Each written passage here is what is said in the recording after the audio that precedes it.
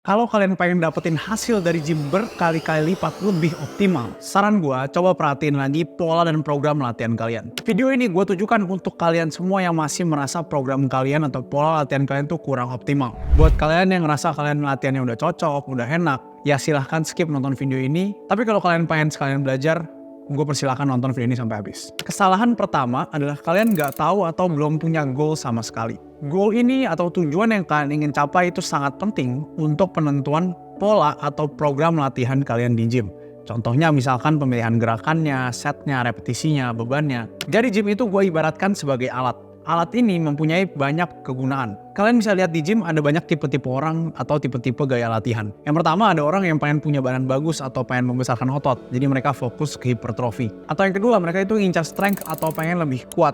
Jadi spesifik mereka akan latihan dengan beban yang berat. Atau yang ketiga, ada orang yang lebih suka olahraga yang endurance. Jadi misalkan mereka mungkin suka maraton atau suka crossfit yang campuran. Atau ada juga orang yang datang ke gym itu hanya ingin biar badan mereka itu bergerak lebih enak. Jadi mereka di gym itu hanya conditioning atau rehab dari cedera mereka. Gak ada pilihan yang salah, tapi kalian harus tahu atau harus tentuin kalian itu mau yang mana. Pilih satu atau dua fokus, kalau bisa satu fokus. Karena semakin fokus kalian, maka hasil dari latihan kalian itu akan semakin optimal. Kita masuk ke bagian yang sedikit rumit. Gue mau kasih tahu kalian tentang training modality compatibility. Gue pertama kali tahu konsep ini karena belajar dari Renaissance Periodization dari Dr. Mike Israetel dan juga mungkin dari Juggernaut Training System. Padahal ini tuh dari kutip oleh banyak buku dan banyak riset ya. Jadi sebenarnya training modality compatibility ini adalah sebuah spektrum. Jadi di paling kiri itu adalah misalkan endurance, yang paling kanan itu adalah maximal strength. Jadi compatibility itu sendiri artinya adalah kompatibilitas atau kecocokan. Jadi simple ya, semakin jauh spektrumnya. Misalkan kalian mau latihan endurance dan strength training, maka mereka akan saling mendisrupsi atau saling mengganggu.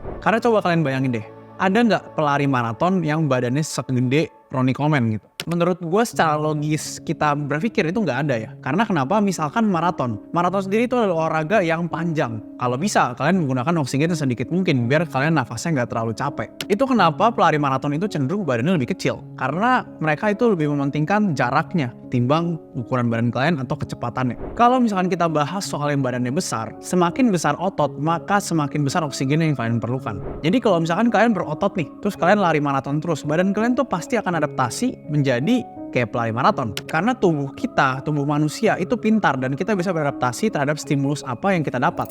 Jadi misalkan kalian mau pilih dua goal dalam spektrum tadi. Misalkan kalian suka sama bodybuilding. Nah pilihan keduanya misalkan kalian pengen jadi lebih kuat atau strength training. Bodybuilding atau hypertrophy dan strength training itu sebenarnya nggak terlalu jauh. Jadi mungkin aja bisa digabungin. Meskipun tetap akan lebih bagus kalau misalnya kalian pilih hypertrophy atau strength training aja. Nah semakin jauh misalkan kalian mau hypertrophy dan juga endurance gitu ya, kegiatannya akan semakin sulit untuk kalian lakukan. Apalagi kalau kalian lakuinnya secara intens dua-duanya. Hal kedua, jika kita udah tahu tadi goal kita apa, misalkan kalian pilih nih, gue mau hypertrophy nih, gue mau badan gue jadi lebih besar, lebih bagus. Sekarang waktunya kita untuk mendesain sebuah program yang akhirnya itu nanti akan membuat kalian ke titik yang kalian mau. Jadi kalau goalnya hypertrophy ya latihan-latihannya akan spesifik ke hypertrophy gitu.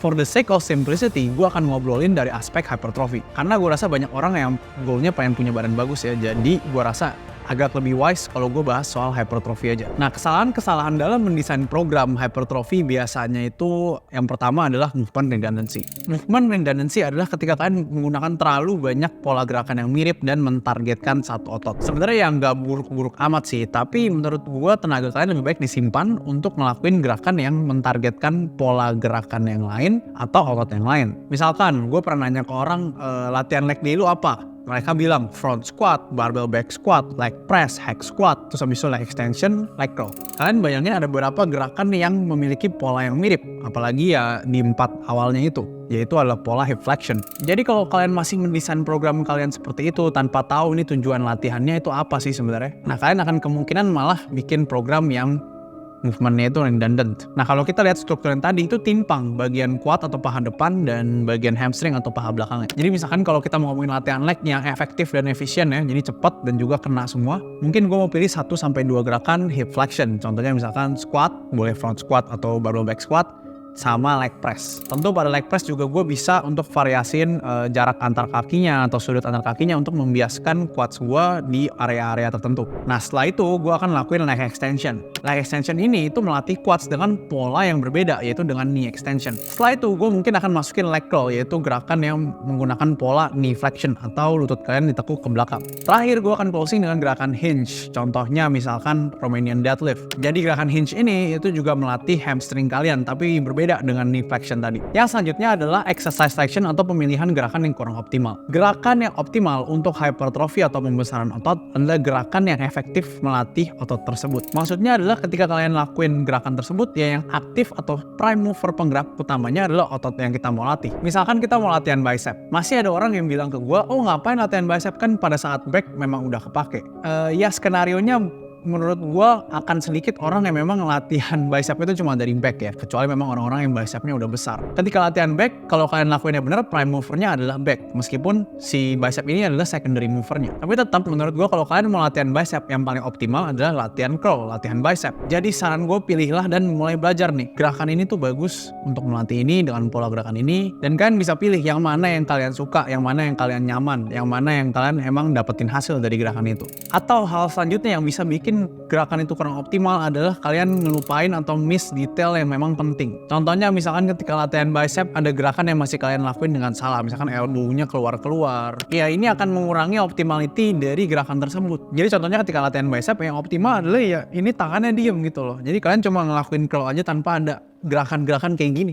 Masalah yang ketiga, jadi tadi yang pertama itu adalah kalian gak tahu goalnya, yang kedua adalah kesalahan-kesalahan pada mendesain program kalian. Nah yang ketiga itu adalah bad habit atau kebiasaan buruk. Bad habit pertama itu adalah overshooting dan undershooting. Jadi overshoot dan undershoot itu sebenarnya gimana? Simpelnya adalah kalian salah pilih beban. Jadi misalkan minggu ini kalian disuruh RPE 7 karena masih minggu awal. Nah kalian overshoot, jadi ketika kalian overshoot, kalian pilih beban yang berat, lebih berat gitu. Nanti RPE-nya malah bukan 7 tapi 8 atau bahkan 9 atau bahkan 10.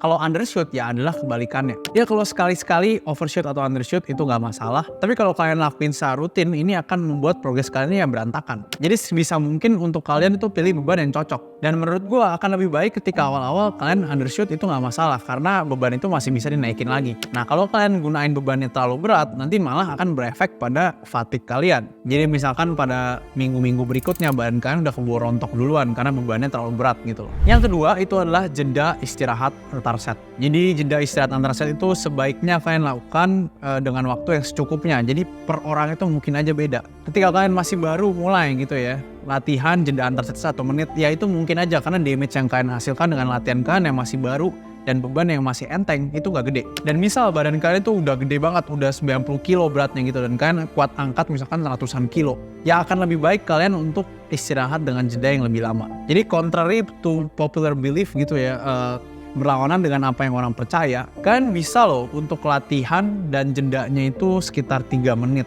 Biasanya orang ngomong 1 menit aja, ngapain kelamaan, nanti ototnya dingin. Ya udah itu urusan dia, tapi gue mau untuk perform secara maksimal di set gue selanjutnya. Itu mengapa kadang gue juga rest 3-5 menit bahkan. Kesalahan yang banyak orang lakuin terakhir juga udah gue sering mention itu adalah ganti-ganti gerakan. Ya gue bahas secara simpel aja karena sebelumnya gue udah pernah bahas di video yang lain. Jadi ganti-ganti gerakan itu sendiri nggak ada menambah efek positif apapun ke kalian.